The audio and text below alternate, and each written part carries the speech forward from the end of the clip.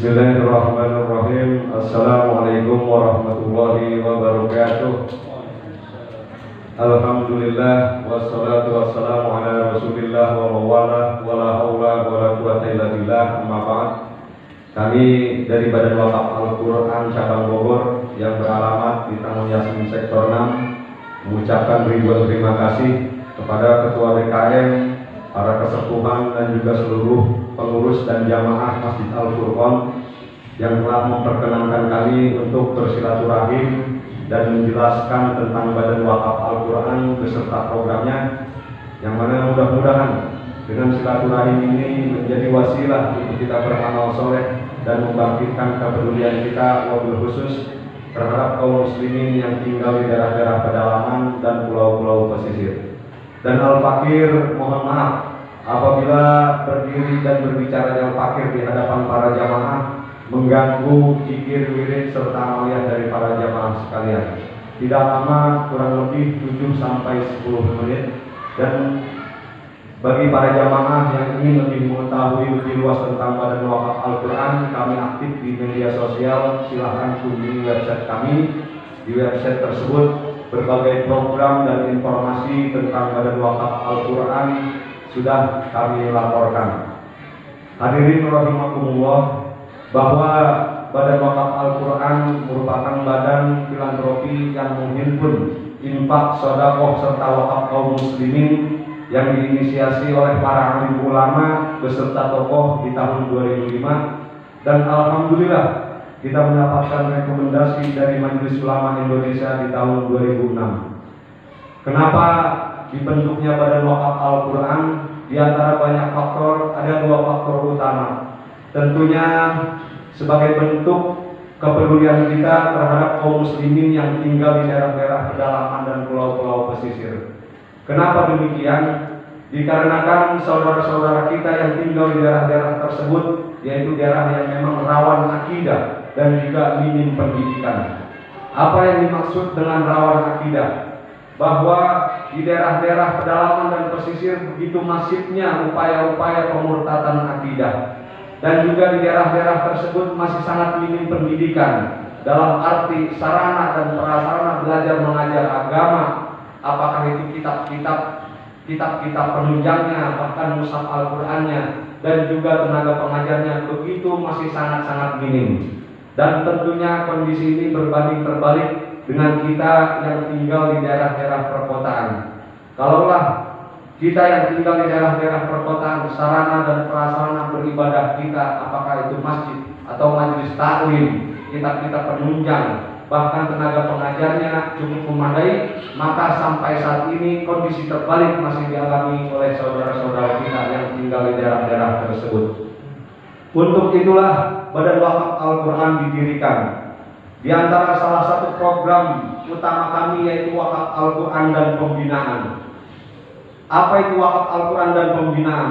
Kita mengumpulkan infak atau wakaf kaum muslimin, yang mana kemudian infak atau wakaf dari kaum muslimin tersebut nantinya akan kita cetak menjadi mushaf Al-Quran yang akan kita salurkan ke berbagai daerah di pelosok Nusantara, dari ujung barat Sumatera sampai timur Papua. Dan alhamdulillah, untuk salah satu program wakaf Al-Quran dan Pembinaan, di antara banyak program untuk wakaf Al-Quran dan Pembinaan, kita telah mendistribusikan 1,3 juta mushaf Al-Quran lebih di seluruh pelosok Nusantara.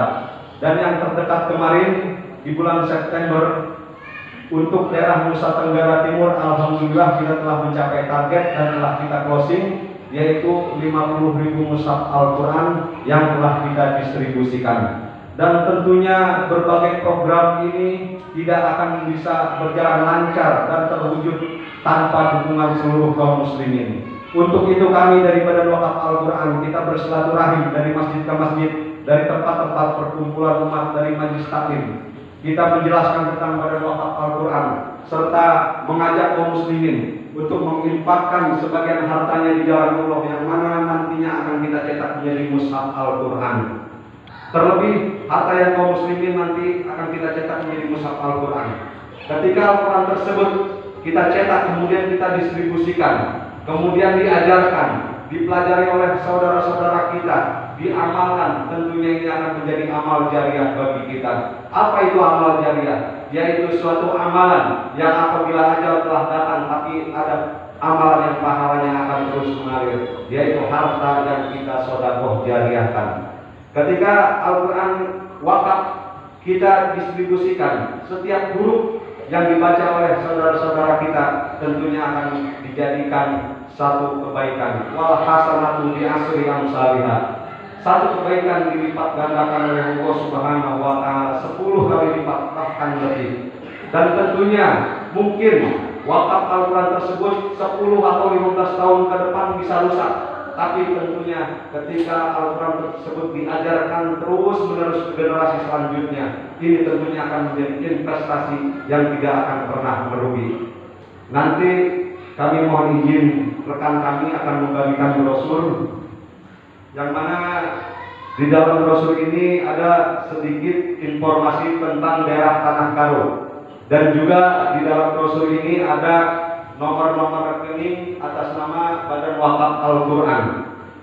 Bagi para jamaah yang ingin berwakaf melalui transfer, silahkan melalui salah satu nomor rekening yang ada di dalam brosur, dan mohon bukti transfernya untuk dikonfirmasi ke nomor telepon yang ada di dalam brosur.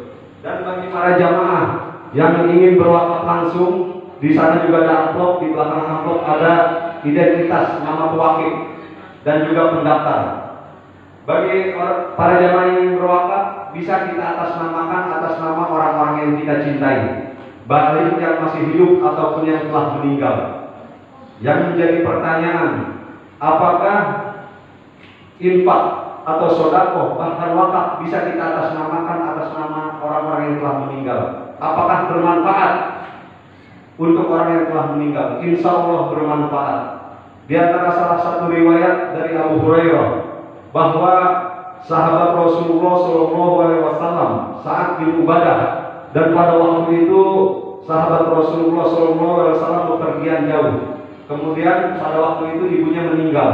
Kemudian saat bin Ubadah ini cepat-cepat kembali pulang dan menghadap Rasulullah. Kemudian beliau bertanya, ya Rasulullah, ibuku telah meninggal, sedang pada waktu itu aku tidak ada di sampingnya. Apakah aku dapat berbuat kebaikan untuk ibuku yang telah meninggal ya Rasulullah? Apakah kebaikan tersebut bermanfaat untuk ibuku yang telah meninggal ya Rasulullah? Kemudian Rasulullah SAW menjawab, iya. Maka pada saat itu pula saat bin Ubadah bersaksi di hadapan Rasulullah, ya Rasulullah, saksikanlah kebun kurma aku wakafkan untuk kepentingan kaum muslimin. Dan sebagaimana yang kita tahu, para sahabat adalah generasi terbaik yang gemar menginfakkan, mewakafkan hartanya di jalan Allah Subhanahu wa taala.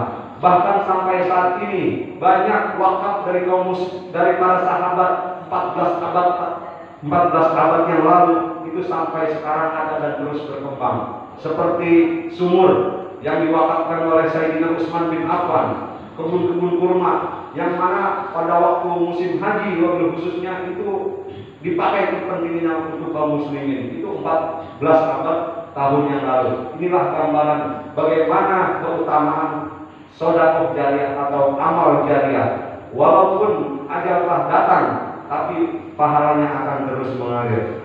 Lalu berapakah harga per mushafnya? Yaitu 100.000. Di situ ada biaya pencetakan, pendistribusian, dan pembinaan. Yang menjadi pertanyaan, apakah infak atau sedekah atau wakaf mesti terbatas dengan nilai jumlah daripada harta kita? Tentu tidak. Sebab tidak seperti zakat yang ada di nisab. Nisab itu batasan harta dan juga haul yang waktunya harus mencukupi. Namun anfiqu fi sabilillah mimma razaqnakum. Belanjakanlah sebagian harta kalian yang terbaik di jalan Allah. Kenapa demikian? Karena itulah harta kita yang sesungguhnya. Harta yang akan membawa keberkahan bagi kita ketika kita masih hidup di dunia. Harta yang akan menjadi nikmat serta penerang di alam kubur kita. Harta yang akan menjadi syafian atau penolong bagi kita di hari kiamat kelak. Itu saja yang dapat kami sampaikan, dan insya Allah kami di sini sampai pada isya. Nanti bagi para jamaah yang ingin mungkin bertanya tentang Badan Wakaf Al-Quran, silahkan nanti bertanya kepada kami di depan. Insya Allah kami di sini sampai pada isya. Dan bagi para jamaah juga kami tekankan kembali, bagi ingin yang berwakaf mohon ditulis identitasnya, karena nanti Al-Quran yang akan kita wakafkan ini ada barcode nama para pewakil. Jadi di Al-Quran ini nanti ada barcode nama para pewakaf, dan tentunya juga nama pewakaf akan kita cantumkan di website kami di Badan Wakaf Al-Quran.